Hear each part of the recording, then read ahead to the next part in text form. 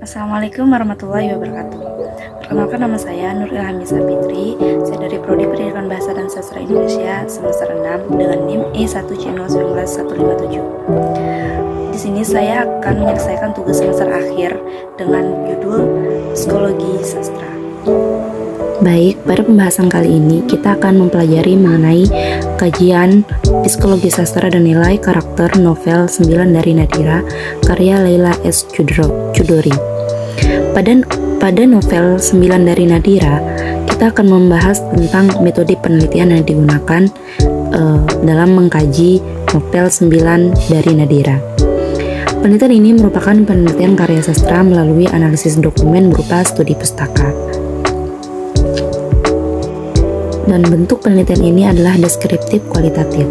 Metode interaktif digunakan untuk menelaah isi dari suatu dokumen. Sumber data yang digunakan pada penelitian ini adalah dokumen dan informal. Sumber data dokumen yaitu berupa novel 9 dari Nadira karya Leila yang berjumlah 270 halaman yang diterbitkan oleh Kepustakaan Populer Gramedia pada tahun 2009. Sementara itu, sumber data informan yaitu guru untuk mengetahui referensi novel tersebut dalam pembelajaran sastra di sekolah. Guru-guru tersebut seperti Septi Anayogiani, SPD, Dr. Handers Agustus Setiono, dan Husnul Hadi, SPD. Kemudian teknik pengumpulan data. Dalam penelitian ini adalah analisis isi dan wawancara mendalam, yang mana analisis isi yaitu dengan mencatat dokumen atau arsip yang berkaitan erat dengan tujuan penelitian. Analisis isi dilakukan dengan membahas isi novel 9 dari Nadira. Hal ini dilakukan dengan pencatatan konflik batin setiap tokoh dan mengelompokkan nilai karakternya. Karena yang kita bahas adalah psikologi sastra dalam novel 9 dari Nadira, maka kita akan berfokus pada psikologi atau konflik batin yang dihadapi oleh tokoh dalam novel 9 dari Nadira tersebut. Setelah menjelaskan metode penelitian yang digunakan dalam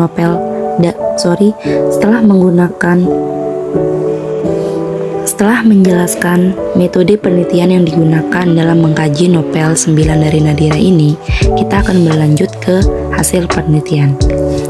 Hasil penelitian ada beberapa dalam novel 9 dari Nadira. Yang pertama adalah konflik batin yang dialami tokoh dalam novel 9 dari Nadira. Konflik batin yang dialami tokoh dalam novel 9 dari Nadira. Aspek psikologi sastra dalam novel 9 dari Nadira yang diteliti psikologi dari tokoh-tokoh dalam cerita tersebut dengan menganalisis perwatakan yang digambarkan. Analisis ini dilakukan dengan teori kepribadian yang dikemukakan oleh Sigmund Freud dalam teori psikoanalisis, yaitu ego, ID, dan superego. Aspek struktur kepribadian melalui the ID, the ego, dan superego. Dalam novel 9 dari Nadira terdapat 12 konflik batin sebagai berikut. Yang kemudian adalah kematian sang ibu yang menjadi pukulan besar bagi Nadira. Kematian sang ibu yang menjadi pukulan besar bagi Nadira. Dalam hal ini, ID dan dalam diri Nadira mengatakan bahwa Nadira belum siap ditinggal pergi oleh ibunya untuk selamanya. Namun, dia tidak bisa berbuat apa-apa. Ibunya telah memilih mengakhiri hidupnya dengan cara seperti itu. Ego di dalam diri Nadira mencoba merealisasikan ID tersebut dengan tindakan mencoba mengikhlaskan kepergian ibunya dan berusaha mencari bunga seruni putih kesukaan sang ibu untuk pemakamannya. Super ego di dalam diri Nadira menganggap bahwa tindakan yang dilakukan oleh Nadira sudah benar, karena Nadira menganggap bahwa ibunya akan suka bila dalam pemakamannya menggunakan bunga seruni putih. Dengan menerima dengan ikhlas kepergian ibunya, Nadira yakin ibunya akan bahagia di alam sana. Super ego telah memutuskan bahwa tindakan yang diambil oleh Nadira sudah benar sehingga mampu mendorong ID dan ego untuk merealisasikan kebenaran tersebut agar dapat mencapai tujuannya, yaitu membuat ibunya bahagia untuk yang terakhir kalinya.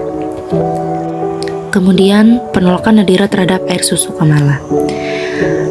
ID di dalam diri Kamala mengatakan bahwa ia ingin sekali menyusui Nadira dalam keadaan apapun. Akan tetapi, Nadira menolak air susu Kemala. Hal itu membuat Kemala sangat khawatir. Ego dalam diri Kemala mencoba merealisasikan dengan menggendong Nadira dan menyadarkan kepalanya yang bundar dan bagus diselimuti rambut hitam tebal itu ke pundak Nadira, ke pundak Kemala, hingga Nadira tertidur. Super ego dalam diri Kemala mengatakan bahwa tindakan tersebut sudah benar. Dengan cara menggendong Nadira, itu berarti bahwa Kemala menunjukkan kasih sayang kepada Nadira dan bisa mengurangi rasa khawatir Kemala karena Nadira tidak mau meminum air susunya. Lalu kemudian kekecewaan orang tua Bramantio. Analisis psikologi sastra dalam novel 9 dari Nadira, kekecewaan orang tua Bramantio, dilihat dari teori yang digunakan, yaitu ID, ego, dan super ego. ID dalam diri kedua orang tua Bramantio mengatakan bahwa kedua orang tua Bramantio sangat kecewa dengan tindakan Bramantio yang menikah sebelum menyelesaikan kuliahnya. Sedangkan ego dalam diri kedua orang tuanya Bramantio mencoba menerima keputusan yang diambil Bramantio, yaitu menerima pernikahan Bramantio dengan Kemala. Super ego dalam diri kedua orang tua mengatakan bahwa tindakan itu tidak benar atau salah. Seharusnya Bramantio menyelesaikan kuliahnya dulu baru menikah, bukan menikah sambil kuliah. Begitulah konflik batin yang dialami oleh orang tua Bramantio. Kemudian kita berlanjut ke rasa bersalah Nina kepada ibunya. Rasa bersalah Nina kepada ibunya dilihat dari ID dalam diri Nina mengatakan bahwa dia malu dan takut mengakui kesalahan yang dilakukannya kepada ibunya. Ego dalam diri Nina mencoba menyembunyikan kesalahan yang pernah dia perbuat dari ibunya. Kemudian super ego dalam diri mengatakan bahwa tindakan itu salah. Seharusnya dia meminta maaf kepada ibunya dan mengatakan kebenarannya agar Nina tidak mempunyai beban atau rasa bersalah dalam kehidupannya. Kemudian kita akan berlanjut ke Nina merasa selalu bertanggung jawab atas apa yang terjadi terhadap kedua adiknya. ID dalam diri Nina mengatakan bahwa dia memiliki tanggung jawab yang besar terhadap kedua adiknya karena dia anak sulung. Ego dalam diri Nina mencoba mengambil alih semua yang dilakukan kedua adiknya, bahkan pada saat adik berbuat salah. Dia mencoba menjadi kakak yang baik untuk adiknya. Dan kemudian super ego dalam diri Nina mengatakan bahwa tindakan itu benar sehingga mampu mendorong ID dan ego Nina untuk merealisasikan kebenaran tersebut agar dapat mencapai tujuannya, yaitu mendapat pengakuan dari orang tuanya bahwa dia sudah mampu terlibat dalam mengurus adik-adiknya atau sudah mampu bertanggung jawab sebagai kakak atau anak sulung. Kemudian Nadira dan keluarga Bramantio kehilangan sosok ibu. ID dalam diri Nadira mengatakan bahwa dia dan keluarga sangat sedih atas peninggalan Kemala, ibunya. Ego dalam diri Nadira memandang Kemala segala sesuatu di mukanya tanpa warna, seperti dia tidak di mata Nadira kalau Kemala itu tidaklah baik, atau intinya apa yang ada dalam diri Kemala itu tidak ada yang positif. Itu menurut Nina. Mohon maaf, itu menurut Nadira. Ego dalam diri Nadira memandang bahwa segala sesuatu di mukanya tanpa warna, semua tampak kusam dan kelabu. Super ego dalam diri Nadira mengatakan bahwa hal itu benar sehingga mampu mendorong ID dan ego untuk merealisasikannya. Sosok ibu sangatlah penting dalam keluarga, dan kepergian ibunya yang begitu tiba-tiba meninggalkan kenangan yang sulit dilupakan oleh Nadira. Karena kepergian ibu Nadira, sehingga konflik batin atau psikologis sastra yang dihadapi oleh Nadira bergejolak. Kemudian kita akan masuk ke kebingungan Nadira menghadapi tingkah laku sang ayah. Tingkah laku sang ayah dalam ID Nadira, dalam psikologis ID dalam diri Nadira mengatakan bahwa dia sangat bingung menghadapi perubahan tingkah laku ayahnya beberapa hari terakhir ini. Ego dalam diri Nadira mengatakan bahwa ia harus memberitahu kakaknya atas perubahan yang dialami oleh ayahnya, karena bukan hanya dia yang bertanggung jawab atas ayahnya, melainkan juga kakaknya. Nina, super ego dalam diri Nadira, mengatakan bahwa tindakan yang dia lakukan benar dan memberi tahu kakaknya dia dapat membicarakan perubahan yang dialami oleh ayahnya kepada kakaknya. Kemudian kasus balas dendam bapak kepada Nadira yang melakukan penganiayaan kepada anak laki-lakinya. ID psikologis dalam diri Bapak X mengatakan bahwa dia sangat membenci wanita yang menganiaya anak laki-lakinya. Hal ini karena pengalaman pribadi yang dialami oleh Bapak X. Dia pernah dianiaya oleh ibunya pada saat masih kecil. Ego dalam diri Bapak X mengatakan bahwa dia harus membunuh wanita yang melakukan penganiayaan kepada anak laki-lakinya. Hal ini bisa disebut balas dendam. Super ego dalam diri Bapak pun mengatakan bahwa tindakan ini benar, sehingga mendorong ID dan ego untuk mencapai tujuannya, yaitu untuk membalas dendam kepada siapapun yang sudah melukai anak laki-lakinya. Kemudian sifat iri Nina terhadap keberhasilan Nadira. ID yang ada di dalam diri Nina mengatakan bahwa dia tidak suka dengan keberhasilan yang dicapai oleh Nadira. Nina ingin memusnahkan semua yang dimiliki oleh Nadira, termasuk hasil tulisan Nadira.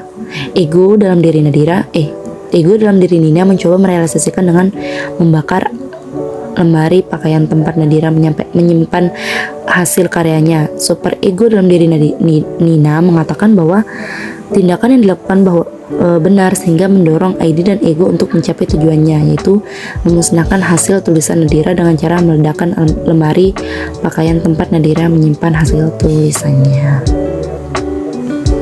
Kemudian dendam Nadira terhadap Nina.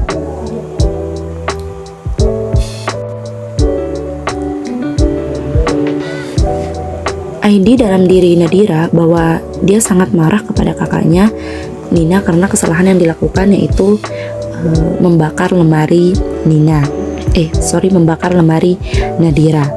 Namun ego dalam diri Nadira menyampaikan kemarahan yang sungguh dalam kepada Nina.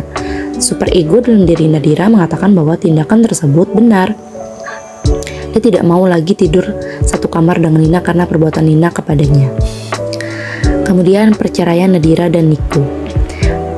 ID dalam diri Nadira mengatakan bahwa dia sangat kecewa kepada Niko karena Niko berselingkuh dengan wanita lain saat Niko masih menjadi suami Nadira. Ego dalam diri Nadira mencoba merealisasikan dengan jalan perceraian. Kemudian super ego dalam diri Nadira mengatakan bahwa tindakan tersebut benar karena keduanya sudah tidak memiliki rasa cinta lagi. Selain itu, rumah tangga mereka diwarnai dengan perselingkuhan yang dilakukan oleh Niko. Jalan tersebut yaitu bercerai.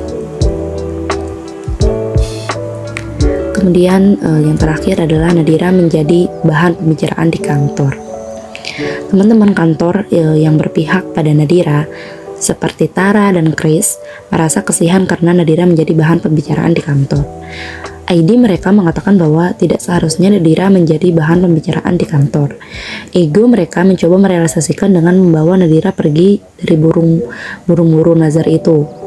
Super ego mereka mengatakan tindakan tersebut sudah benar, sehingga mendorong ID dan ego mereka untuk mencapai tujuan, yaitu menjauhkan Nadira dari burung-burung nazar tersebut. Burung-burung nazar maksudnya itu omongan-omongan orang-orang yang ada di kantor atau di tempat Nadira bekerja. Kemudian kita akan masuk ke nilai pendidikan karakter dalam novel 9 dari Nadira. Yang pertama adalah religius. Dalam cerita ini, nilai karakter religius ditunjukkan oleh tokoh Suwandi. Suwandi senantiasa mengajarkan anak-anaknya, bahkan cucu-cucunya, agar selalu menjalankan perintah agamanya dengan baik.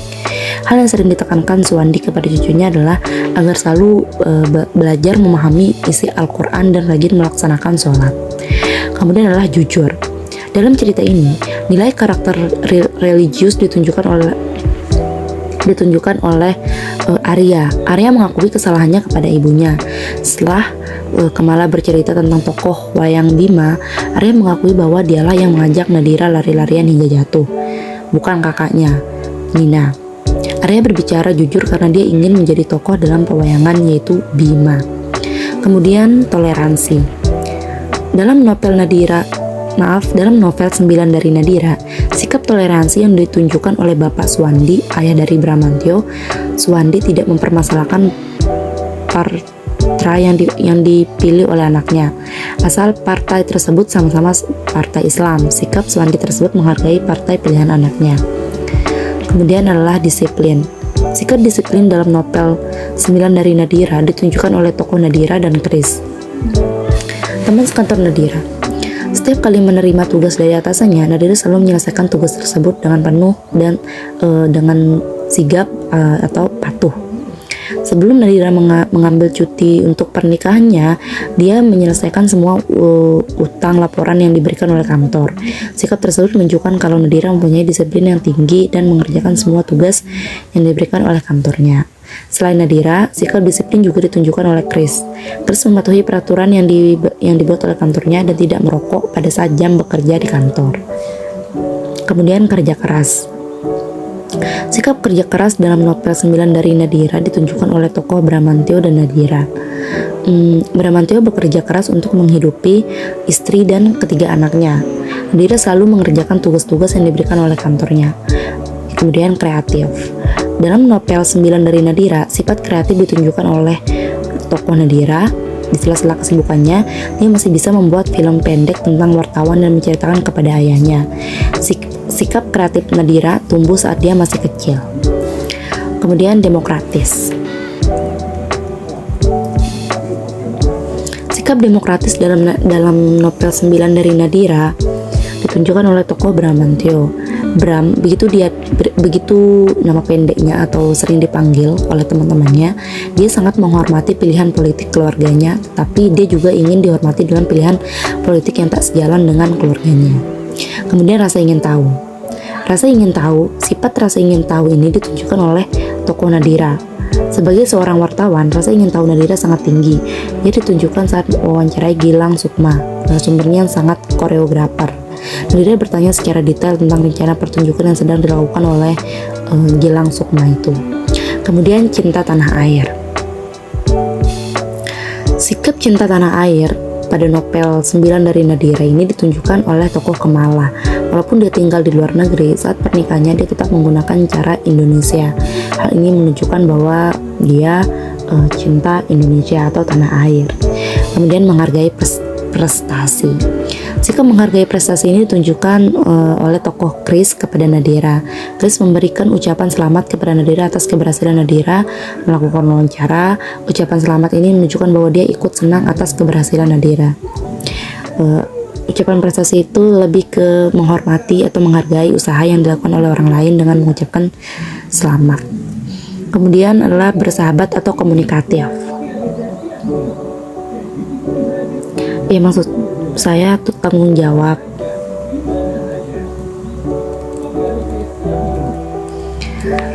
Nilai tanggung jawab dapat ditemui pada tokoh Nadira dan Bramantyo, ayahnya. Tokoh Bramantyo bertanggung jawab dengan keputusannya menikah sebelum selesai kuliah untuk mencukupi kebutuhan hidupnya. Dia bekerja sambil kuliah. Tokoh Nadira bertanggung jawab atas ayahnya setelah kematian ayah ibunya. Selain itu, sebanyak dan seberat apapun tugas yang diberikan pemimpin redaksi tempat ia bekerja selalu diterima dan dilaksanakan dengan baik. Kemudian peduli lingkungan. Yang terakhir adalah peduli lingkungan. Sikap peduli lingkungan dalam novel 9 dari Nadira ditunjukkan oleh tokoh Arya. Sejak kecil Arya sudah memiliki ketertarikan dengan alam, dan setelah dewasa Arya kuliah di Bogor untuk mengambil jurusan kehutanan. Setelah selesai, Arya mengabdikan dirinya di dalam hutan di Indonesia. Hanya itu mungkin penjelasan dari materi yang saya sampaikan kali ini. Semoga semuanya paham. Baik teman-teman, mungkin hanya itu yang dapat saya sampaikan. Kurang dan lebihnya saya mohon maaf dan terima kasih. Wassalamualaikum warahmatullahi wabarakatuh.